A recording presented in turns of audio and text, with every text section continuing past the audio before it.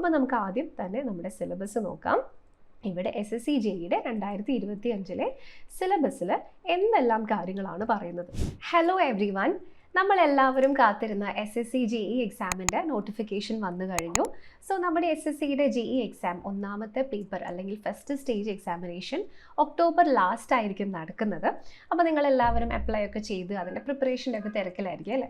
അപ്പോൾ ഇന്ന് നമ്മളിവിടെ ഡിസ്കസ് ചെയ്യാനായിട്ട് പോകുന്നത് ഇവിടെ ഈ ഒരു എക്സാമിന് വേണ്ടിയിട്ട് നിങ്ങളുടെ ഫസ്റ്റത്തെ സ്റ്റേജ് ക്ലിയർ ചെയ്യുന്നതിന് വേണ്ടി ഒരു സൂപ്പർ ആയിട്ടുള്ള സ്റ്റഡി പ്ലാൻ ആണ്. അപ്പോൾ നിങ്ങൾ ആദ്യമായിട്ടാണ് SSC JEE എക്സാമിന് അപ്ലൈ ചെയ്യുന്നതെങ്കിൽ പോലും എന്തൊക്കെയാണ് നിങ്ങൾ ശ്രദ്ധിക്കേണ്ടത്, പഠിത്തത്തിൻ്റെ കാര്യത്തിൽ നിങ്ങൾ എന്തെല്ലാം കാര്യങ്ങളിൽ എക്സ്ട്രാ കെയർഫുൾ ആയിരിക്കണം, എന്തൊക്കെ നിങ്ങൾ അവോയ്ഡ് ചെയ്യണം, എങ്ങനെയാണ് പഠിക്കേണ്ടത് തുടങ്ങിയിട്ടുള്ള എല്ലാ കാര്യങ്ങളും ഡിസ്കസ് ചെയ്യുന്ന ഒരു സ്റ്റഡി പ്ലാൻ ആണ് നമ്മളിവിടെ ഡിസ്കസ് ചെയ്യുന്നത്.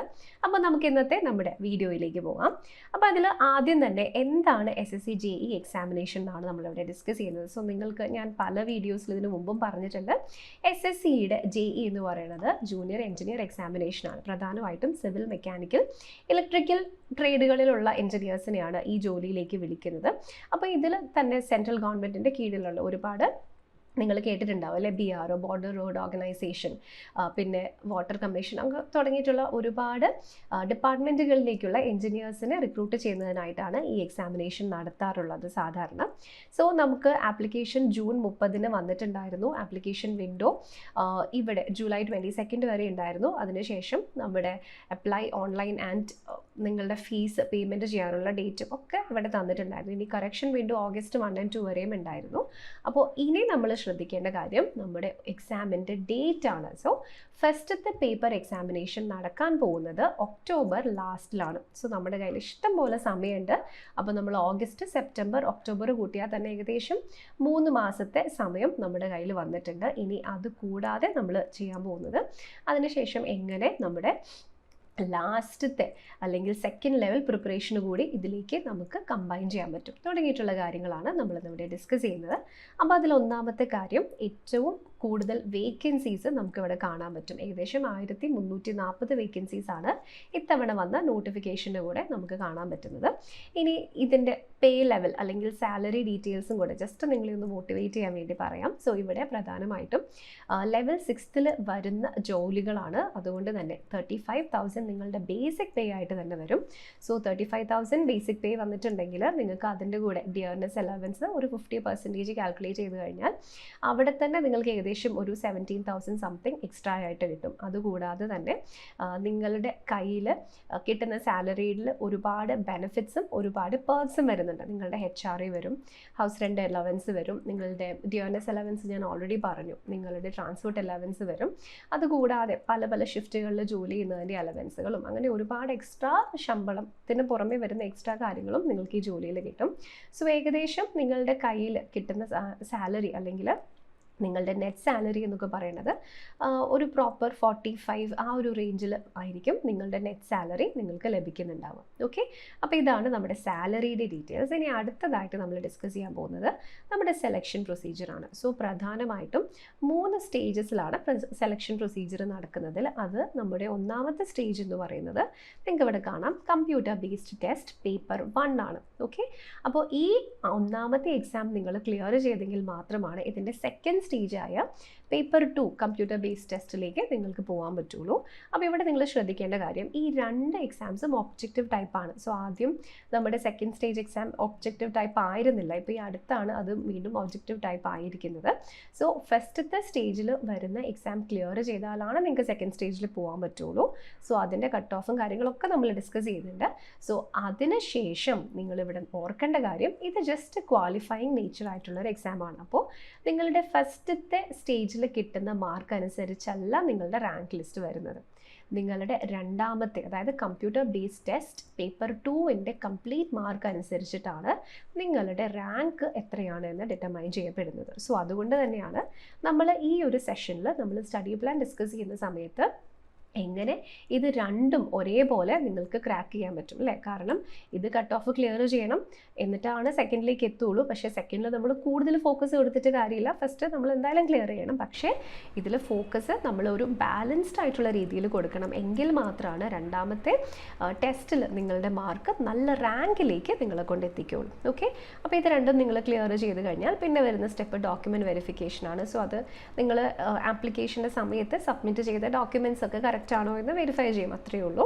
അപ്പോൾ നിങ്ങളുടെ അഡ്രസ് പ്രൂഫും ഡേറ്റ് ഓഫ് ബർത്തും നോക്കും. പിന്നെ ബേസിക് ആയിട്ട് നിങ്ങളിപ്പോൾ ഏതെങ്കിലും റിസർവ്ഡ് കാറ്റഗറിയിൽ പെട്ട ആളാണെങ്കിൽ ആ റിസർവേഷനൊക്കെ നിങ്ങൾ ക്ലെയിം ചെയ്യുന്നത് കറക്റ്റ് ആണോ ഇതൊക്കെ നോക്കും. അത് മാത്രമാണ് ഈ ഡോക്യുമെൻറ്റ് വെരിഫിക്കേഷനിൽ നടക്കുന്നുള്ളൂ. അപ്പോൾ ഇതിൽ ഏറ്റവും ഇമ്പോർട്ടൻ്റ് ആയിട്ടുള്ള 2 കാര്യങ്ങൾ പേപ്പർ 1 ആൻഡ് പേപ്പർ 2 ആണ്. അപ്പോൾ ഇനി പേപ്പർ 1-ൽ എന്തൊക്കെ പഠിക്കാനുണ്ട്, പേപ്പർ 2-ൽ എന്തൊക്കെ പഠിക്കാനുണ്ട് അതുകൂടെ നമുക്ക് നോക്കാം. So examination pattern. സോ നമുക്ക് ആദ്യം പേപ്പർ 1-ൻ്റെ എക്സാമിനേഷൻ പാറ്റേൺ നോക്കാം. സോ പേപ്പർ 1 നടക്കുന്നത് 200 മാർക്കിലാണ്. 2 മണിക്കൂറിൻ്റെ എക്സാമാണ് 200 മാർക്കിൽ നിങ്ങൾക്ക് ചെയ്യേണ്ടത്. അപ്പോൾ അതിൽ ഒരു പാർട്ട് കംപ്ലീറ്റ്ലി ജനറൽ പേപ്പറും അടുത്ത പാർട്ട് കംപ്ലീറ്റ്ലി നിങ്ങളുടെ ടെക്നിക്കൽ പേപ്പറുമാണ്. ജനറൽ പേപ്പർ എന്ന് വെച്ചിട്ടുണ്ടെങ്കിൽ ഇവിടെ റീസണിങ്ങും ജനറൽ അവയർനെസ്സും മാത്രമേ ഉള്ളൂ. മാത്സ് ഇതിൽ വരുന്നില്ല, ഇംഗ്ലീഷും വരുന്നില്ല. ഓക്കെ, സോ പൊതുവേ നമുക്ക് SSCയുടെ എല്ലാ എക്സാംസിലും 4 സബ്ജക്ട്സ് ആണ് വരിക. മാത്സ് വരും, റീസണിങ് വരും, ഇംഗ്ലീഷ് വരും, ജനറൽ അവയർനെസ് വരും. ഇവിടെ പക്ഷേ ഇവിടെ മാത്സിനെയും ഒഴിവാക്കി ഇംഗ്ലീഷിനെയും ഒഴിവാക്കി റീസണിങ്ങും ജനറൽ അവയർനെസ്സും നന്നായിട്ട് നിങ്ങൾ നോക്കുക.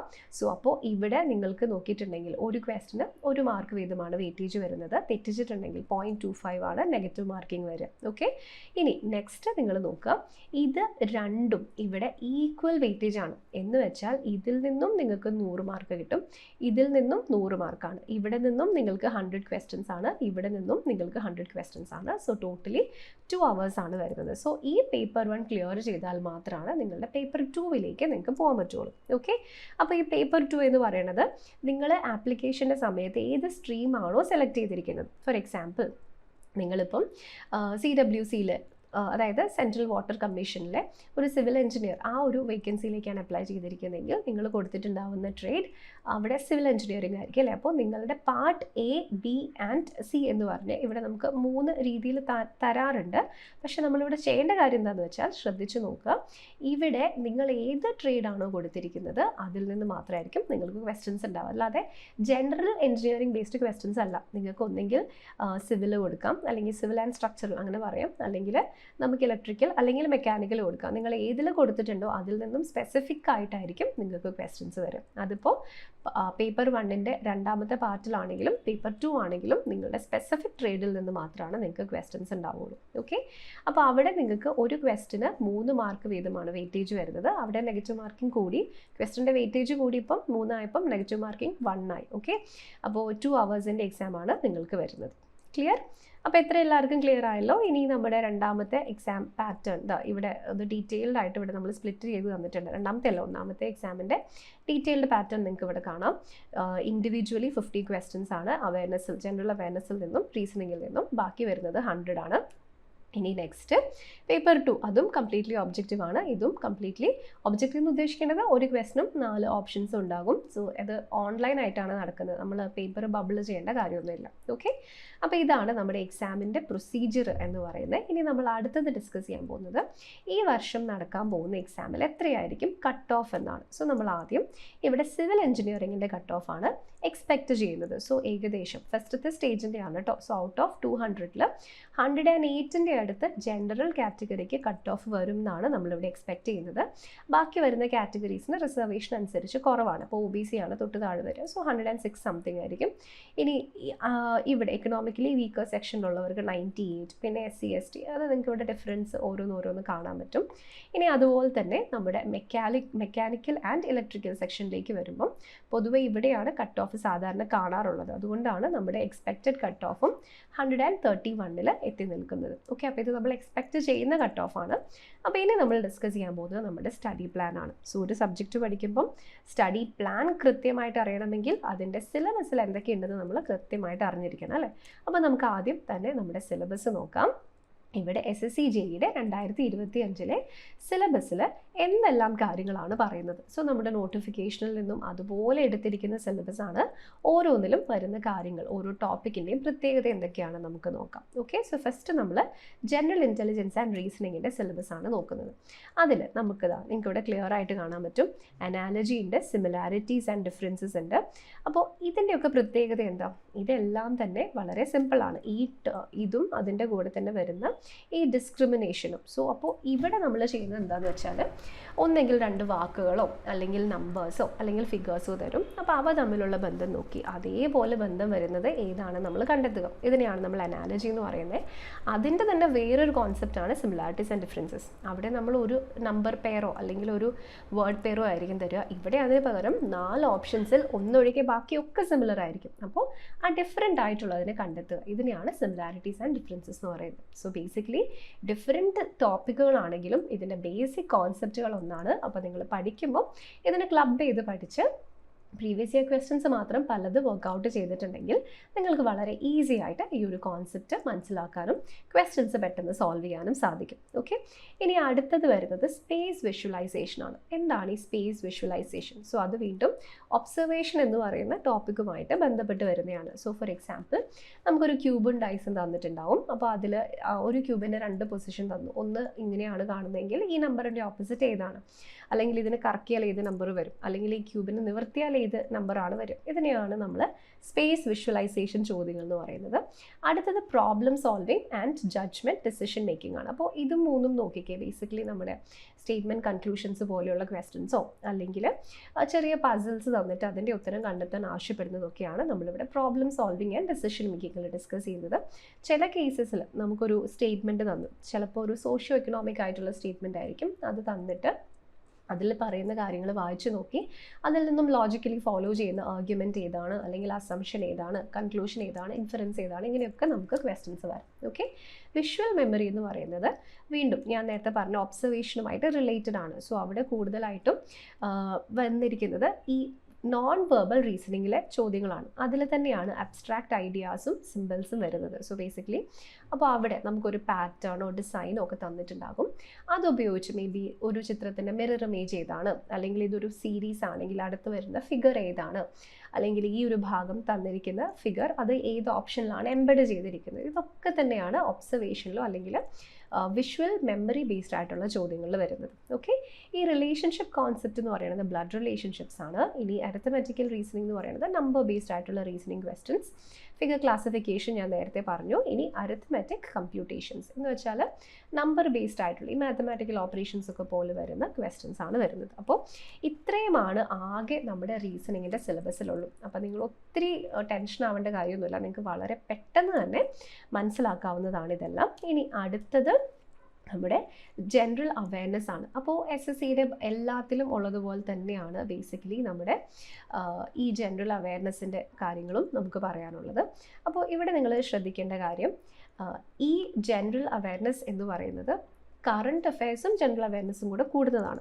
അപ്പോൾ കറണ്ട് അഫെയർസിൽ നമുക്ക് കൂടുതലായിട്ടും ഒരു 6 to 8 months ഈ അടുത്ത് നടന്ന ന്യൂസ് പേപ്പറിലൊക്കെ വന്നിരിക്കുന്ന കാര്യങ്ങളാണ് നമ്മൾ കൂടുതലും ക്വസ്റ്റ്യൻസ് വരിക. പിന്നെ ബാക്കി വരുന്നത് സ്റ്റാറ്റിക് GK ആണ്. അതായത് ഇന്ത്യയുടെ ഹിസ്റ്ററി, കൾച്ചർ, ജിയോഗ്രഫി, ഇക്കണോമിക്സ്, പിന്നെ നമ്മുടെ കോൺസ്റ്റിറ്റ്യൂഷൻ റിലേറ്റഡ് ആയിട്ടുള്ള കാര്യങ്ങൾ, ഇന്ത്യയുടെ ശാസ്ത്ര സാങ്കേതിക മുന്നേറ്റങ്ങൾ, ഫേമസ് ആയിട്ടുള്ള ആൾക്കാർ, ഫേമസ് ആയിട്ട് നടന്ന ഈവൻറ്റ്സ് എന്തൊക്കെയാണ്, ഫേമസ് സ്പോർട്ട് ഈവൻറ്റ്സ് എന്തൊക്കെയാണ്, ട്രോഫീസ് എന്തൊക്കെയാണ്, അങ്ങനെയുള്ള കാര്യങ്ങളൊക്കെയാണ് സ്റ്റാറ്റിക് GKയിൽ നിന്നും നമുക്ക് വരും. ഓക്കെ, അപ്പോൾ ഇതാണ് ജനറൽ അവയർനെസ്സിൽ വരുന്നത്.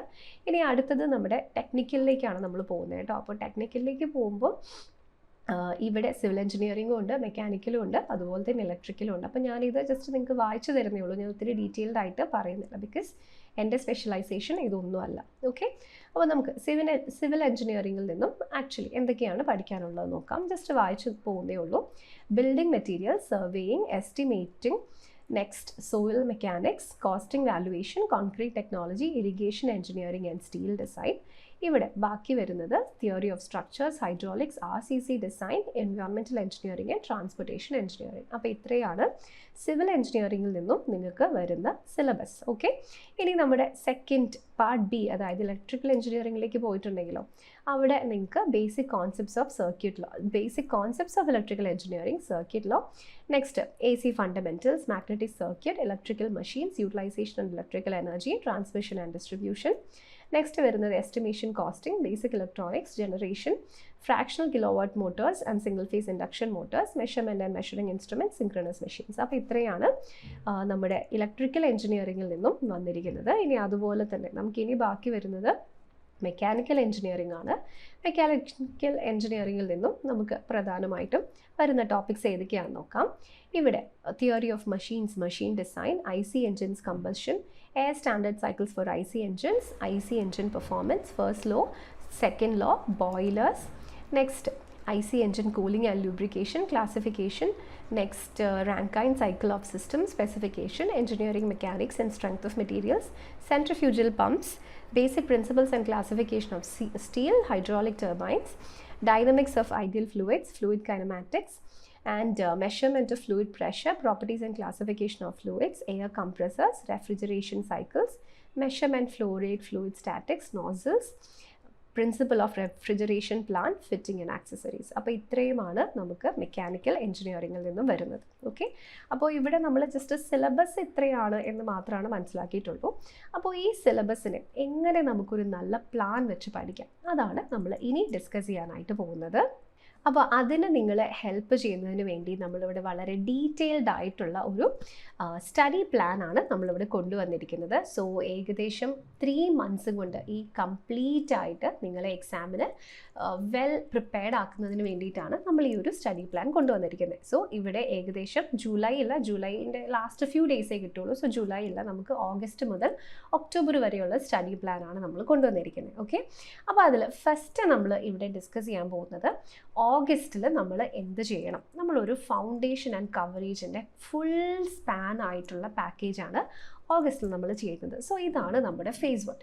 അപ്പോൾ ഇവിടെ നിങ്ങൾ ഓരോ ആഴ്ചയും എന്തൊക്കെ ഫോക്കസ് ചെയ്യണം, ഇതാണ് നമ്മൾ ആദ്യം നോക്കാൻ പോകുന്നത്. സോ ഫസ്റ്റ് ഓഫ് ഓൾ നമ്മൾ ചെയ്യേണ്ട ഒന്നാമത്തെ കാര്യം, ഇവിടെ ജനറൽ ഇൻ്റലിജൻസ് ആൻഡ് റീസണിങ്ങിനും അതുപോലെ തന്നെ നിങ്ങൾക്ക് വരുന്ന ജനറൽ അവയർനെസ്സിനും അത്യാവശ്യം നല്ല വെയിറ്റേജ് ഉണ്ട് അല്ലേ. സോ ഇതിൽ നിന്ന് രണ്ടിൽ നിന്നും 50 മാർക്കിൻ്റെ ചോദ്യങ്ങൾ തീർച്ചയായിട്ടും കിട്ടും. സോ ഇവിടെ നിങ്ങളുടെ സ്കിൽ, നമ്മുടെ ട്രേഡ് പഠിക്കുന്നതിൻ്റെ കൂടെ തന്നെ അല്ലെങ്കിൽ നിങ്ങളുടെ സ്പെസിഫിക് ആയിട്ടുള്ള സ്ട്രീം ഏതാണോ അതിലെ ടോപ്പിക്സ് പ്രിപ്പയർ ചെയ്യുന്നത് പോലെ തന്നെ ഒന്നാമത്തെ മാസം നമ്മൾ ഇവിടെ ഈ 2 ജനറൽ പേപ്പേഴ്സിലെ 2 സബ്ജക്ട്സിനും നല്ല ഇമ്പോർട്ടൻസ് കൊടുക്കുന്നുണ്ട്. ഓക്കെ, അപ്പോൾ ജനറൽ ഇൻ്റലിജൻസ് ആൻഡ് റീസണിങ്ങിലെ ക്വസ്റ്റ്യൻസും നമ്മൾ പഠിക്കുന്നുണ്ട്, ജനറൽ അവയർനെസ്സും പഠിക്കുന്നുണ്ട്, അല്ലെങ്കിൽ നിങ്ങളുടെ എഞ്ചിനീയറിംഗ് ഡിസിപ്ലിൻ ഏതാണോ അതിന് നമ്മൾ പഠിക്കുന്നുണ്ട്. സോ ഒബ്വിയസ്ലി നിങ്ങൾക്കറിയാം ഇവിടെ നമ്മുടെ ഡിവിഷൻ എങ്ങനെയാണ് വരുന്നത്. ആദ്യം 50 മാർക്സ് റീസണിങ്ങിൽ നിന്നും, 50 മാർക്സ് ജനറൽ അവയർനെസ്സിൽ നിന്നും, 100 മാർക്ക് ഇവിടെ നമുക്ക് വരുന്നത് നിങ്ങളുടെ സ്ട്രീമിൽ നിന്നാണ്. അപ്പോൾ കൂടുതൽ സമയം നിങ്ങൾ പഠിക്കാൻ പോകുന്നതും ഇത് തന്നെയാണ്. ക്ലിയർ ആയല്ലോ എല്ലാവർക്കും? So general intelligence and reasoning പൊതുവേ നമുക്ക് മാത്സ് പോലെ എത്ര ഡിഫിക്കൽട്ട് ആണോ എന്ന് ചോദിച്ചാൽ അല്ല. പക്ഷേ GK പോലെ എല്ലാ ക്വസ്റ്റ്യൻസും ഒറ്റയടിക്ക് ആൻസർ കണ്ടെത്താൻ പറ്റുന്നതാണോ? അല്ല അല്ലേ. നമുക്ക് ചില ക്വസ്റ്റ്യൻസ് ഒക്കെ ജസ്റ്റ് ഒന്ന് വർക്കൗട്ട് ചെയ്യേണ്ടതായിട്ട് വരും. സോ അതുകൊണ്ട് തന്നെ ഡെയിലി നമ്മൾ ഏറ്റവും കുറവ് സമയം കൊടുക്കാൻ പോകുന്നത് ജനറൽ അവയർനെസ്സിനാണ്.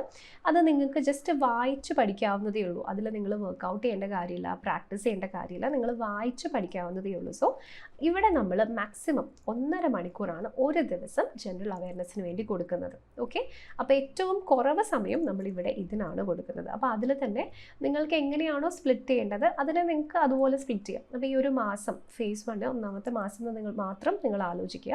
അപ്പോൾ നിങ്ങൾക്ക് ഫസ്റ്റ് സ്റ്റാറ്റിക് GK പഠിച്ച് തുടങ്ങണമെങ്കിൽ അങ്ങനെ ചെയ്യാം. അല്ലെങ്കിൽ നിങ്ങൾക്ക് ഫസ്റ്റ് സ്പോർട്സ് ആണ് വേണ്ടത്, അല്ലെങ്കിൽ നിങ്ങൾക്ക് കറണ്ട് അഫയേഴ്സ് ആണ് വേണ്ടത്. അതിൽ ഏത് ടോപ്പിക് ഏത് ദിവസം പഠിക്കണം എന്നുള്ളത് നിങ്ങൾക്ക് സ്വന്തം പ്ലാൻ ചെയ്യാം.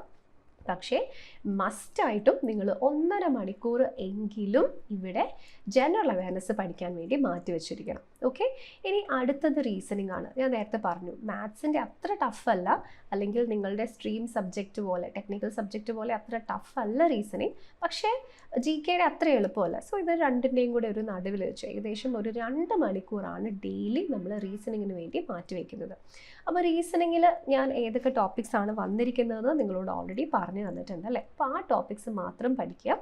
ദിവസവും 2 മണിക്കൂർ 1 to 2 hours, നിങ്ങളത് 2 hours തന്നെ എടുത്താൽ മതി. സോ നിങ്ങൾ നന്നായിട്ട് പ്രിപ്പയർ ചെയ്യുക റീസണിങ്ങിൻ്റെ. ഓക്കെ, അപ്പോൾ ആദ്യത്തെ ഒരു മാസമാണ് നമ്മൾ ഇത്രയും ടൈം കൊടുത്ത് നിങ്ങളുടെ ഫൗണ്ടേഷനൊക്കെ ക്ലിയർ ചെയ്യുന്നതിന് വേണ്ടിയിട്ട് നോക്കുന്നത്. ഓക്കെ, അപ്പോൾ ഇനി വരുന്ന മാസങ്ങളിൽ ഇത്രയും ടൈം നമ്മൾ ജനറൽ അവയർനെസ്സിനും ജനറൽ ഇൻ്റലിജൻസ് ആൻഡ് റീസണിങ്ങിനും കൊടുക്കുന്നില്ല.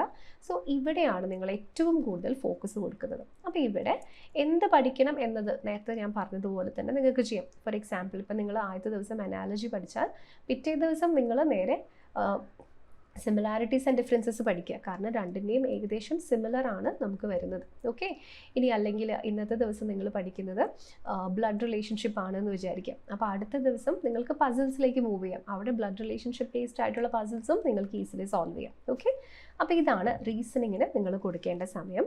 ഇനി അടുത്തതായിട്ട് നമുക്ക് വരുന്നത് നിങ്ങളുടെ എൻജിനീയറിംഗ് ഡിസിപ്ലിനാണ്. സോ അതിന് നമ്മളിവിടെ മാക്സിമം, അതായത് 4 മണിക്കൂർ വരെ നമ്മളിവിടെ കൊടുക്കുന്നുണ്ട്. അപ്പോൾ നിങ്ങൾക്ക് ഏകദേശം ഒരു ഐഡിയ കിട്ടിയല്ലോ. ഇവിടെ മറ്റതിന് ഏകദേശം 3 അതായത് നിങ്ങളുടെ പാർട്ട് എക്ക് ഇവിടെ ഒരു 3.5 hours നമ്മൾ കൊടുക്കുന്നുണ്ട്. പാർട്ട് എന്ന് ഉദ്ദേശിക്കുന്നത് ജനറൽ പേപ്പർ കേട്ടോ. ഇനി നിങ്ങളുടെ ടെക്നിക്കൽ പേപ്പറിനും അതുപോലെ നമ്മളൊരു 4 hours 3.5 to 4 hours സമയം ഡെയിലി പഠിക്കാൻ വേണ്ടി കൊടുക്കുന്നുണ്ട്. അപ്പോൾ ഇതാണ് നമ്മുടെ ഒന്നാമത്തെ മാസം നമ്മൾ ചെയ്യാൻ പോകുന്ന സ്റ്റഡി പ്ലാൻ. ക്ലിയർ ആയല്ലോ എല്ലാവർക്കും? സോ ഇതിനെ നിങ്ങൾ ഇങ്ങനെ തന്നെ ഡിവൈഡ് ചെയ്യുക. അല്ലാതെ ജനറൽ അവയർനെസ്സിന് നിങ്ങൾ 2 മണിക്കൂർ കൊടുത്ത് ടെക്നിക്കൽ സബ്ജക്റ്റിന് നിങ്ങൾ ആകെ 1.5 മണിക്കൂർ കൊടുത്തിട്ട് കാര്യമില്ല. ഇവിടെയാണ് കാര്യം. നിങ്ങളുടെ സെക്കൻഡ് സ്റ്റേജ് ഓഫ് ദി എക്സാമിലും നിങ്ങൾക്ക് ചോദ്യങ്ങൾ വരുന്നത് ടെക്നിക്കൽ സബ്ജക്റ്റിൽ നിന്ന് മാത്രമാണ്. അത് മാത്രം ബേസ്ഡ് ആയിട്ടാണ് നിങ്ങളുടെ റാങ്ക് ലിസ്റ്റും വരുന്നത്. അപ്പോൾ അതിന് അത്ര തന്നെ ഇമ്പോർട്ടൻസ് നിങ്ങൾ കൊടുത്തേ മതിയാകും. ക്ലിയർ? അപ്പോൾ ഈ ഒരു കാര്യം നിങ്ങൾ മസ്റ്റായിട്ടും നോക്കുക. സോ 1 to 2 hours റീസണിങ്ങിന്, 1.5 hours ഡെയിലി ജനറൽ അവയർനെസ്സിന്, അപ് ടു 3 hours നിങ്ങൾ മസ്റ്റായിട്ടും നിങ്ങളുടെ ടെക്നിക്കൽ സബ്ജക്റ്റിന് കൊടുക്കുക. ഓക്കെ, എന്ത് പഠിക്കണം എന്നുള്ളത് നിങ്ങൾക്ക് വേണമെന്നുണ്ടെങ്കിൽ അതും ഇത്രയും കൂടെ ഡീറ്റെയിൽ ആയിട്ട് ഞാൻ ചെയ്യാം. ഇനി അതല്ലാന്നുണ്ടെങ്കിൽ നിങ്ങൾക്ക് ഏത് പഠിക്കണം, ഏത് ടോപ്പിക്കാണ് ഏത് ദിവസം വേണ്ടതെന്നുള്ളത് നിങ്ങൾക്ക് ജസ്റ്റ് ഒന്ന് ആലോചിച്ച് നിങ്ങളുടെ കംഫർട്ടിനനുസരിച്ച് അതനുസരിച്ച് പ്ലാൻ ചെയ്യാവുന്നതാണ്. ഓക്കെ, അപ്പോൾ ഇതാണ് നമ്മുടെ ഒന്നാമത്തെ ഫേസ്. അതായത് ഓഗസ്റ്റിൽ നമ്മൾ ചെയ്യാൻ പോകുന്നത് ഇതാണ്. ഇനി അടുത്തത് നമ്മുടെ സെക്കൻഡ് ഫേസ് സെപ്റ്റംബറിലാണ് നമ്മൾ ചെയ്യാൻ പോകുന്നത്. സോ ഓൾറെഡി ഒന്നാമത്തെ ഫേസിൽ നമ്മൾ കംപ്ലീറ്റ് ആയിട്ടും ഇതിൻ്റെ എല്ലാം ഫൗണ്ടേഷൻ പഠിച്ചു കഴിഞ്ഞു അല്ലേ എന്ന് കരുതി നിങ്ങളുടെ അടുത്ത് ഒന്നാമത്തെ ഫേസ് കഴിഞ്ഞ് നിങ്ങളുടെ ക്വസ്റ്റ്യൻസ് തരുന്ന സമയത്ത് പെട്ടെന്ന് തന്നെ നിങ്ങൾക്ക് ആൻസർ കിട്ടുന്ന നിർബന്ധമുണ്ടോ? ഇല്ല. കാരണം നമ്മൾ ഷോർട്ട് കട്ട്സ് പ്രാക്ടീസ് ചെയ്തിട്ടില്ല, നമ്മൾ ട്രിക്സ് എങ്ങനെ അപ്ലൈ ചെയ്യണമെന്ന് നോക്കിയിട്ടില്ല, മാക്സിമം പ്രാക്ടീസ് നമ്മൾ ചെയ്തിട്ടില്ല. ഇവിടെ നമ്മൾ ആകെ ചെയ്തിരിക്കുന്നത് ഫൗണ്ടേഷൻ ക്ലിയറൻസും റിവിഷനും മാത്രമാണ്. റിവിഷൻസ് നിങ്ങൾ ചെയ്യേണ്ടത് എപ്പോഴും വീക്കെൻഡ്സിലാണ് കേട്ടോ. അത് ഞാൻ നേരത്തെ പറയാൻ വിട്ടുപോയി. സോ നിങ്ങൾ ഓരോ ആഴ്ചയും എന്തൊക്കെ പഠിച്ചോ അതിൻ്റെ കംപ്ലീറ്റ് ആയിട്ടുള്ള റിവിഷൻ വീക്കെൻഡിൽ മസ്റ്റായിട്ട് നിങ്ങൾ ചെയ്തിട്ടുണ്ടാവണം, ഇല്ലെങ്കിൽ നിങ്ങൾ മറന്നുപോകും. ഓക്കെ, ഇനി നമ്മുടെ സെക്കൻഡ് സ്റ്റേജിലേക്ക് പോകുമ്പോൾ ഇവിടെ നമ്മൾ ഇൻറ്റൻസീവ് ആയിട്ടുള്ള പ്രാക്ടീസും നിങ്ങളുടെ വീക്ക് ഏരിയ ഫോക്കസുമാണ് ചെയ്യേണ്ടത്. എന്ന് വെച്ചിട്ടുണ്ടെങ്കിൽ ഫസ്റ്റത്തെ മന്തിൽ നിങ്ങൾ പഠിച്ച സമയത്ത് ചിലപ്പോൾ നിങ്ങൾക്ക് കൺഫ്യൂഷൻ ആയിട്ടുണ്ടാവും. ഫോർ എക്സാമ്പിൾ, ഇപ്പോൾ നിങ്ങൾ സിവിൽ എഞ്ചിനീയറിംഗിൽ ഒരു ടോപ്പിക്ക് പഠിച്ചു, പക്ഷേ അത് അത്രയങ്ങ് ശരിയായിട്ടില്ല. അവിടെ എത്ര ക്വസ്റ്റ്യൻസ് ചെയ്താലും തെറ്റിപ്പോവാണ്. അല്ലെങ്കിൽ GKയിലെ ഒരു സ്പെസിഫിക് ഇന്ത്യയിലെ റിവേഴ്സ് ഏതൊക്കെയാണ്, അത് എത്ര പഠിച്ചിട്ടും ഏത് റിവർ എങ്ങോട്ട് ഫ്ലോ ചെയ്യുന്നു നിങ്ങൾക്ക് മനസ്സിലാവുന്നില്ല, ഓർക്കാൻ പറ്റുന്നില്ല. സോ അത്തരത്തിലുള്ള എല്ലാ വീക്ക് ഏരിയാസും നിങ്ങൾ ഫോക്കസ് ചെയ്ത് ഫിനിഷ് ചെയ്യേണ്ടതാണ് നിങ്ങളുടെ സെപ്റ്റംബർ. ക്ലിയർ എല്ലാവർക്കും? സോ ഫൗണ്ടേഷനിൽ നിന്ന് നിങ്ങൾക്ക് മനസ്സിലായ ഫീഡ്ബാക്ക് അനുസരിച്ച്, ഫൗണ്ടേഷൻ പഠിക്കുമ്പോൾ തന്നെ നിങ്ങൾക്കറിയാം ഇതെനിക്ക് ഇമ്പോർട്ടൻ്റ് ആണ്, അറ്റ് ദ സെയിം ടൈം ഇതെനിക്ക് ഈസിയുമാണ്. അതിനെ നിങ്ങൾ പിന്നെയും പോയി റിവൈസ് ചെയ്യേണ്ട കാര്യമില്ല അല്ലേ. ഇമ്പോർട്ടൻ്റ് ആൻഡ് ഈസിനെ അവിടെ വെക്കുക. ഇമ്പോർട്ടൻ്റ് ആൻഡ് ഡിഫിക്കൾട്ടിന് മാത്രം നിങ്ങൾ സെക്കൻഡ് മന്തിലേക്ക് കൊണ്ടുവരിക. അവിടെ നിങ്ങൾ എക്സ്ട്രാ എഫേർട്ട് ഇട്ട് നല്ല ഫോക്കസ് കൊടുക്കുക. ക്ലിയർ? അപ്പോൾ ഇവിടെ നമ്മൾ എന്താ ചെയ്യുന്നതെന്ന് വെച്ചിട്ടുണ്ടെങ്കിൽ ശ്രദ്ധിച്ച് നോക്കുക. ഇവിടെ നമ്മൾ നിങ്ങളുടെ വീക്ക് ഏരിയാസിനുള്ള ഫോക്കസും റിഗറസ് ആയിട്ടുള്ള പ്രാക്ടീസിനുമാണ് ഫോക്കസ് കൊടുക്കുന്നത്. Clear? So weaker area focus ഉണ്ട്, അതിൻ്റെ കൂടെ തന്നെ നിങ്ങൾക്ക് വരുന്ന ഓൾറെഡി ഉള്ള ടോപ്പിക്സ് നിങ്ങൾ ഓൾറെഡി പഠിച്ചത് മറക്കാതിരിക്കാൻ വേണ്ടിയും സ്പീഡ് കൂടുന്നതിന് വേണ്ടിയിട്ടും നിങ്ങൾ നന്നായിട്ട് പ്രാക്ടീസ് ചെയ്യണം അല്ലേ. അപ്പോൾ അതുകൂടി നിങ്ങൾ ചെയ്യേണ്ട സമയമാണിത്. ഇനി അടുത്തതായി ഇതിൽ ഓരോന്നിനും നമ്മൾ എത്ര ടൈം വെച്ചിട്ട് സ്പെൻഡ് ചെയ്യണമെന്നാണ് നമ്മൾ നെക്സ്റ്റ് ഡിസ്കസ് ചെയ്യാൻ പോകുന്നത്. അപ്പോൾ കഴിഞ്ഞ നമ്മുടെ ഫസ്റ്റത്തെ ഫൗണ്ടേഷനിൽ നമ്മൾ ഏറ്റവും കൂടുതൽ സമയം കൊടുത്തിട്ടുണ്ടായിരുന്നത് ടെക്നിക്കൽ സബ്ജക്ട്സിനായിരുന്നു അല്ലേ. നമ്മൾ 4 hours അപ് ടു 4 hours ആയിരുന്നു കൊടുത്തിട്ടുണ്ടായിരുന്നത്. പക്ഷേ നമ്മൾ ഇവിടേക്ക് പ്രാക്ടീസിലേക്ക് വരുമ്പോഴും വീക്കർ ഏരിയ ഫോക്കസിലേക്ക് വരുമ്പോഴും അത്രയും ടൈം നമ്മൾ കൊടുക്കേണ്ട കാര്യമില്ല. കാരണം നമ്മൾ നമ്മുടെ വീക്കെൻഡ്സിലൊക്കെ ഫുള്ളായിട്ട് നമ്മുടെ ഫുൾ ലെങ്ത് മോക്ക് ടെസ്റ്റുകളാണ് വർക്കൗട്ട് ചെയ്യാനായിട്ട് പോകുന്നത്. ഓക്കെ, സോ ഇവിടെ ജനറൽ ഇൻ്റലിജൻസ് ആൻഡ് റീസണിംഗ് നമ്മൾ നേരത്തെ എടുത്തതുപോലെ മാക്സിമം ഒരു 1.5 hours നിങ്ങൾ കൊടുത്താൽ മതി. അപ്പോൾ അവിടെ കൂടുതലായിട്ടും നിങ്ങൾ എന്താണോ നിങ്ങളുടെ വീക്കർ ഏരിയാസ് വരുന്നത് അതിൽ കൂടുതൽ ഫോക്കസ് കൊടുക്കുക. അതിനുശേഷം മാക്സിമം സെക്ഷണൽ മോക്ക് ടെസ്റ്റുകൾ നിങ്ങൾ കംപ്ലീറ്റ് ചെയ്യുക. സെക്ഷണൽ മോക്ക് ടെസ്റ്റ് എന്ന് വെച്ചിട്ടുണ്ടെങ്കിൽ ഇപ്പം ജനറൽ ഇൻ്റലിജൻസ് ആൻഡ് റീസണിങ്ങിൻ്റെ ചോദ്യങ്ങൾ മാത്രം വരുന്ന മോക്ക് ടെസ്റ്റുകൾ മാക്സിമം നിങ്ങൾ കംപ്ലീറ്റ് ചെയ്യാം. ഇനി അതിൻ്റെ കൂടെ തന്നെ ഇവിടെ ജനറൽ അവയർനെസ്സിൻ്റെ കാര്യം എടുക്കുകയാണെങ്കിൽ ഇവിടെ നിങ്ങൾ മാക്സിമം 1 മണിക്കൂർ ജസ്റ്റ് കൊടുത്താൽ മതി. 1 മണിക്കൂർ കൊടുത്തു കഴിഞ്ഞിട്ടുണ്ടെങ്കിൽ തന്നെ നിങ്ങളുടെ ആ ഒരു കംപ്ലീറ്റ് ആയിട്ടുള്ള റിവിഷൻ അവിടെ നടക്കും. ഓക്കെ, അപ്പോൾ അവിടെ നിങ്ങൾ ശ്രദ്ധിക്കേണ്ട ഒരു കാര്യം കറണ്ട് അഫെയർസ് വീണ്ടും വീണ്ടും ഉണ്ടായിക്കൊണ്ടിരിക്കുകയാണ്. അപ്പോൾ കറണ്ട് അഫെയർസിൽ മാത്രം ഒരു സ്പെസിഫിക് ടൈം നിങ്ങൾ ഡെയിലി കൊടുക്കുക. ഡെയിലി നിങ്ങളുടെ പേപ്പർ വായിക്കുകയോ ന്യൂസ് വായിക്കുകയോ ഒക്കെ ചെയ്ത് അതിൽ മാത്രം ഡെയിലി നിങ്ങൾ അപ്ഡേറ്റഡ് ആയിക്കൊണ്ടിരിക്കും. ഓക്കെ, ഇനി നിങ്ങളുടെ എഞ്ചിനീയറിംഗ് ഡിസിപ്ലിൻ അതിപ്പോൾ ഏത് സ്ട്രീമിൽ ആണോ നിങ്ങൾ അപ്ലൈ ചെയ്തിരിക്കുന്നത് അവിടെ നിങ്ങൾ കൂടുതൽ സമയം ഡെഫിനറ്റ്ലി ഇവിടെയും കൊടുക്കേണ്ടതായിട്ടുണ്ട്. സോ ഇവിടെ മാക്സിമം നമ്മളൊരു 2 hours മിനിമം, അതിനുശേഷം മാക്സിമം ഒരു 4 hours വരെയെങ്കിലും നിങ്ങൾ പ്രിപ്പയർ ചെയ്യാം. ഓക്കെ, സോ ഇവിടെ 2 hours to 4 hours എന്നാണ് ഞാൻ പറയുന്നത്. അപ്പോൾ നേരത്തെ കൊടുത്ത പോലെ എക്സാക്ട്ലി 4 hours കൊടുക്കണമെന്നില്ല. അപ് ടു 4 hours അല്ലെങ്കിൽ ഒരു മാക്സിമം 4 hours നിങ്ങൾ എന്തായാലും ചെയ്യാം. അപ്പോൾ അതിൽ കൂടുതലും നിങ്ങൾക്ക് ക്വസ്റ്റ്യൻസ് സോൾവ് ചെയ്യാനും, അപ്പോൾ പുതിയതായിട്ടുള്ള കോൺസെപ്റ്റ്സ് പഠിക്കാനല്ല, അത് നമ്മൾ ഓൾറെഡി ഫൗണ്ടേഷനിൽ ചെയ്ത് കഴിഞ്ഞു. സോ പുതിയതായിട്ടുള്ള ഫൗണ്ടേഷൻ ആയിട്ട് വരുന്ന ബേസിക് കോൺസെപ്റ്റ്സ് പഠിക്കാതെ ഒത്തിരി ന്യൂമെറിക്കൽസ് വർക്കൗട്ട് ചെയ്യുക, കോൺസെപ്ച്വൽ ക്വസ്റ്റ്യൻസ് എങ്ങനെയാണ് സോൾവ് ചെയ്യുന്നതെന്ന് മനസ്സിലാക്കുക. എന്തെങ്കിലും നിങ്ങൾക്ക് അറിയാത്തുണ്ടെങ്കിൽ അതിൽ മാത്രം നിങ്ങൾ ഫോക്കസ് ചെയ്യുക. ഓക്കെ, സോ ഇനി നിങ്ങൾക്ക് ഫൗണ്ടേഷനിൽ നിങ്ങൾക്ക് കിട്ടിയിട്ടുള്ള ചിലപ്പം വളരെ ഡിഫിക്കൽട്ടായിട്ടുള്ള ചിലപ്പോൾ ടോപ്പിക്സ് ഏതെങ്കിലും ഉണ്ടാകും, അതിനെ ഒന്നുകൂടി റിവൈസ് ചെയ്യാനും നിങ്ങൾക്ക് ഇതേ സമയം യൂസ് ചെയ്യാം. അപ്പോൾ ഇതാണ് നമ്മുടെ സെപ്റ്റംബറിൽ വരുന്ന പ്രാക്ടീസ് ആൻഡ് വീക്കർ ഏരിയ ഫോക്കസിൽ നമ്മൾ കൊടുക്കുന്ന ആ ഒരു മെത്തേഡ് എന്ന് പറയുന്നത്. ഇനി അതുപോലെ തന്നെ നമ്മൾ കഴിഞ്ഞതിൽ വീക്കെൻഡ്സിൽ കൂടുതലായിട്ടും റിവിഷന് വേണ്ടി യൂസ് ചെയ്തു. അപ്പോൾ ഇവിടെ പക്ഷേ ബാക്കി എല്ലാ ദിവസവും നിങ്ങൾ സെക്ഷണൽ മോക്ക് ടെസ്റ്റുകൾ ചെയ്യാം. അതായത് ജനറൽ അവയർനെസ്സിൻ്റെ മോക്ക് ടെസ്റ്റ് ആണെങ്കിൽ അതിലത്തെ ക്വസ്റ്റ്യൻസ് മാത്രമേ ഉണ്ടാവുള്ളൂ, റീസണിങ്ങിൻ്റെ ആണെങ്കിൽ അതിലത്തെ ക്വസ്റ്റ്യൻസ് മാത്രമേ ഉണ്ടാവുള്ളൂ. പക്ഷേ ഇവിടെ അതല്ല, വീക്കെൻഡ്സിൽ നിങ്ങൾ ഫുൾ ലെങ്ത് നിങ്ങളുടെ ആക്ച്വൽ എക്സാം പോലെ തന്നെ വരുന്ന മോക്ക് ടെസ്റ്റുകൾ മാക്സിമം നിങ്ങൾ അറ്റൻഡ് ചെയ്ത് നോക്കുക. എന്നിട്ട് നിങ്ങളുടെ സ്കോർ എങ്ങനെയാണ് വരുന്നതെന്ന് മനസ്സിലാക്കുക. അപ്പോൾ ഇതാണ് രണ്ടാമത്തെ ഫേസിൽ നമ്മൾ ചെയ്യുന്നത്. ഇനി അടുത്തതായിട്ട് നമ്മുടെ ലാസ്റ്റ് ഫേസാണ്. സോ ഇവിടെ നമുക്ക് പുതിയ ഒന്നും പഠിക്കാനായിട്ട് നമ്മൾ പോകുന്നില്ല, വീക്കർ ഏരിയാസിലേക്കും നമ്മൾ പോകുന്നില്ല. ഓൺലി ഈ 2 മാസം കൊണ്ട് നമ്മൾ സിലബസും ഒക്കെ കംപ്ലീറ്റ് ചെയ്ത് കഴിഞ്ഞു. പഠിച്ചതിനെ വീണ്ടും വീണ്ടും റിവൈസ് ചെയ്യാനും ഓൺലി ഫുൾ ലെങ്ത് മോക്ക് ടെസ്റ്റുകൾ ചെയ്യാനും ഇതിനു വേണ്ടി മാത്രമാണ് ഈ ഒക്ടോബർ എന്ന് പറയുന്ന ടൈം നമ്മൾ യൂട്ടിലൈസ് ചെയ്യാൻ പോകുന്നത്. ക്ലിയർ ആയല്ലോ എല്ലാവർക്കും? അപ്പോൾ ഇവിടെ നമ്മൾ ചെയ്യേണ്ടത് ശ്രദ്ധിച്ച് നോക്കുക. സോ ഫസ്റ്റ് നിങ്ങൾ പഠിച്ച സാധനങ്ങൾ, ഓൾറെഡി പഠിച്ച കോൺസെപ്റ്റുകൾ മാക്സിമം സോളിഡിഫൈ ചെയ്യുക. അതായത് നിങ്ങളുടെ മെമ്മറിയിൽ നിങ്ങൾ റിറ്റെയിൻ ചെയ്യുക. നിങ്ങളുടെ സ്പീഡ് ആൻഡ് അക്യുറസി എങ്ങനെ ഇമ്പ്രൂവ് ചെയ്യണം നോക്കുക. അടുത്തത് ഡെയിലി ഫോക്കസ്. അതായത് നേരത്തെ ഈ 2 മാസം പിന്തുടർന്ന അതേ രീതിയിൽ തന്നെ എല്ലാ ദിവസവും ഈ ടോപ്പിക്സുമായിട്ട് ഇരുന്ന് നിങ്ങൾ മസ്റ്റായിട്ടും ഒരു ദിവസം പോലും മുടക്കാതെ ഡെയിലി നിങ്ങൾ പഠിക്കുക. അതിനുശേഷം ഇവിടെ നേരത്തെ ഞാൻ പറഞ്ഞു റീസണിങ്ങിന് ചെറിയ ടൈം, ഏകദേശം ഒരു 1 hour കൊടുക്കുക. ആൻഡ് ജനറൽ അവയർനെസ്സിന് വീണ്ടും ചെറിയ ടൈം കൊടുക്കുന്നേ ഉള്ളൂ, that is around ½ an hour to 1 hour maximum. ഇനി എഞ്ചിനീയറിംഗ് ഡിസിപ്ലിൻ ഒരു 3 hours to 4 hours, അത് 3 hours ആക്കിയാലും കുഴപ്പമില്ല. അപ്പോൾ ഇവിടെ നിങ്ങൾ പഠിച്ച സാധനങ്ങൾ ഹെവിലി റിവൈസ് ചെയ്യാം. നിങ്ങൾ പഠിച്ച ഫോർമുലാസ് ഉണ്ടാകും, ഇമ്പോർട്ടൻറ്റ് കോൺസെപ്റ്റ്സ് ഉണ്ടാകും, ന്യൂമെറിക്കൽസ് സോൾവ് ചെയ്യാനുള്ള മെത്തേഡ്സ് ഉണ്ടാകും. അത് മസ്റ്റായിട്ടും നിങ്ങൾ യൂസ് ചെയ്യാം. ഓക്കെ. ഇനി നെക്സ്റ്റ് വരുന്നത് ഡെയിലി അല്ലെങ്കിൽ ഓൾട്ടർനേറ്റ് ഡേ നിങ്ങൾ ഫുൾ ലെങ്ത് മോക്ക് ടെസ്റ്റുകൾ തന്നെ വീണ്ടും വീണ്ടും വർക്ക്ഔട്ട് ചെയ്യുക. Clear? So always remember, avoid studying new topics. പുതിയ ടോപ്പിക്സിലേക്ക് പോകരുത്. അത് ഈ ആദ്യത്തെ 2 മാസം കൊണ്ട് തന്നെ നിങ്ങൾ കംപ്ലീറ്റ്ലി അത് കവർ ചെയ്തിട്ടുണ്ടാവണം. സോ നിങ്ങൾക്ക് മാക്സിമം പുതിയ ടോപ്പിക്സ് അവോയ്ഡ് ചെയ്ത് നിങ്ങൾ പഠിച്ചതിനെ ഒന്നും കൂടി ഹൃദയസ്ഥമാക്കാനാണ് ഈ ഒരു ടൈം യൂസ് ചെയ്യേണ്ടത്. ഓക്കെ. അപ്പോൾ ഇത്രയാണ് ഇതിന് വേണ്ടിയിട്ടുള്ള നമ്മുടെ ജനറൽ സ്റ്റഡി പ്ലാൻ എന്ന് പറയുന്നത്. സോ ഫസ്റ്റ് നിങ്ങൾ ചെയ്യേണ്ട കാര്യം എന്താണ്? നിങ്ങളുടെ സിലബസ് എന്താണ് എന്ന് കൃത്യമായിട്ട് മനസ്സിലാക്കുക.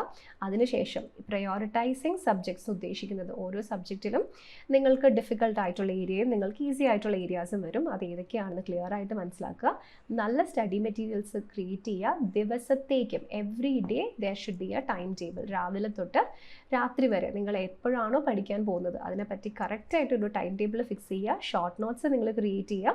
മാക്സിമം പ്രീവിയസ് ഇയർ ക്വസ്റ്റ്യൻസ് എടുത്ത് റെഫർ ചെയ്യുക. ഓക്കെ. അപ്പോൾ ഇത്രയും നിങ്ങളുടെ ഫൗണ്ടേഷനിൽ ചെയ്ത് കഴിഞ്ഞാൽ പിന്നെ നിങ്ങൾ റിവിഷനും മോക്ക് ടെസ്റ്റുകളുമാണ് നിങ്ങളുടെ നെക്സ്റ്റ് 2 മന്ത്സിലും ചെയ്യാൻ പോകുന്നത്. സോ മോക്ക് ടെസ്റ്റും റിവിഷനും കൊടുക്കുക. അതിൻ്റെ കൂടെ തന്നെ ഈ റിവൈസ് ചെയ്യുമ്പോഴും നമ്മുടെ കറണ്ട് അഫെയർസ് നിങ്ങൾ സ്റ്റിൽ അപ്ഡേറ്റഡ് ആയിട്ടിരിക്കണം. ഓക്കെ. അതിനുശേഷം ഓൾവേസ് നിങ്ങളുടെ ഹെൽത്തും നിങ്ങൾ പ്രയോറിറ്റി കൊടുക്കുക. ലാസ്റ്റ് മന്തിലേക്ക് എല്ലാം കൂടെ ജാം ചെയ്ത് അവിടെ നിങ്ങളുടെ ഹെൽത്ത് ഒരു ഡിക്ലൈനിലേക്ക് പോയിട്ടുണ്ടെങ്കിൽ അത് വീണ്ടും നമുക്ക് വലിയ പ്രശ്നമാകും അല്ലേ. അപ്പോൾ നിങ്ങൾക്ക് എക്സാം എഴുതാനുള്ള എനർജിയോ ഫോക്കസോ ഒന്നും ഉണ്ടാവില്ല. നിങ്ങളുടെ മെൻ്റൽ വെൽബീയിങ്ങും ഹെൽത്തും അതിൻ്റെ കൂടെ തന്നെ പ്രയോറിറ്റി ആയിട്ട് കൊണ്ടുപോവുക. ഓക്കെ. അപ്പോൾ ഇത്രയുമാണ് നമ്മുടെ SSC JEE എക്സാമിന് വേണ്ടിയിട്ടുള്ള സ്റ്റഡി പ്ലാനിൽ നിങ്ങളോട് പറയാനുള്ളത്. അപ്പോൾ ഇനി ഇതൊക്കെ സംബന്ധിച്ച് ഇനി ഇതെങ്ങനെ പഠിക്കും, ഇതിനുള്ള ക്ലാസ് എവിടെ കിട്ടും എന്നൊക്കെ നിങ്ങൾക്ക് എന്തെങ്കിലും പേടിയുണ്ടെങ്കിൽ നിങ്ങൾക്ക് ഒരു ടെൻഷനും വേണ്ട. ഈ സ്ക്രീനിൽ കാണുന്ന നമ്പറിൽ നിങ്ങൾക്ക് നമ്മളെ കണക്ട് ചെയ്യാം. സോ ഞാൻ ഈ പറഞ്ഞ എല്ലാ രീതിയിലുമുള്ള ക്ലാസ്സസും എൻട്രി ആപ്പിൽ അവൈലബിൾ ആണ്. SSC JEE എക്സാമിന് വേണ്ടി വളരെ ബേസിക് ലെവലിൽ നിന്നും നിങ്ങൾക്ക് എക്സ്പ്ലെയിൻ ചെയ്തു തന്ന് നിങ്ങളുടെ ക്വസ്റ്റ്യൻസും ക്വയറീസും ഒക്കെ ആൻസർ ചെയ്യുന്ന മെൻറ്റേഴ്സിൻ്റെ സപ്പോർട്ടോടു കൂടെ തന്നെ നിങ്ങൾക്ക് പഠിക്കാൻ പറ്റും. അപ്പോൾ ഇവിടെ നമ്മൾ ഈ പറഞ്ഞിട്ടുണ്ടായിരുന്ന ബേസിക് ലെവൽ പ്രിപ്പറേഷൻ, അതിൻ്റെ കൂടെ practice and revision and at the same time next ഞാൻ പറഞ്ഞിട്ടുണ്ടായിരുന്നു ഫുൾ ലെങ്ത് മോക്ക് ടെസ്റ്റ് അല്ലേ, അതേ രീതിയിലാണ് എൻട്രി ആപ്പിൻ്റെ ക്ലാസ്സസും പോകുന്നത്. അപ്പോൾ അതിന് നിങ്ങൾക്ക് ഭാഗമായിട്ടുണ്ടെങ്കിൽ ഒരു വ്യക്തമായ ഗൈഡൻസോടുകൂടെ, അതുപോലെ തന്നെ നമ്മുടെ AI അസിസ്റ്റഡ് ആണ് പെർഫോമൻസ് മോണിറ്ററിങ് എല്ലാ ഫീച്ചേഴ്സും മോക്ക് ടെസ്റ്റുകളിൽ വരുന്നത്.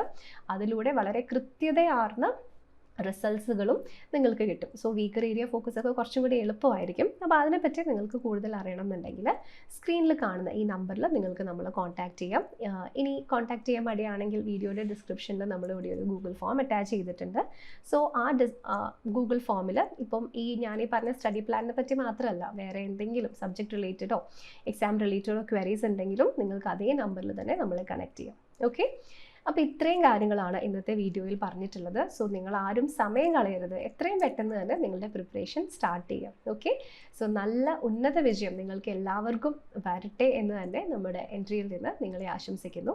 ഈ വീഡിയോ ഇഷ്ടപ്പെട്ടിട്ടുണ്ടെങ്കിൽ ലൈക്ക് ചെയ്യുക. ഇതുപോലത്തെ വീഡിയോകൾ തീർച്ചയായിട്ടും ഇനിയും കാണാൻ നമ്മുടെ ചാനൽ സബ്സ്ക്രൈബ് ചെയ്യുക. നിങ്ങളെപ്പോലെ പഠിക്കുന്നവരിലേക്ക് കൂടി ഈ വീഡിയോസ് എത്തിക്കാം. അതിനുവേണ്ടി നമ്മുടെ വീഡിയോയും ഒന്ന് ഷെയർ ചെയ്യുക. Okay. So thank you so much for watching. അടുത്ത വീഡിയോയിൽ നമുക്ക് വീണ്ടും കാണാം.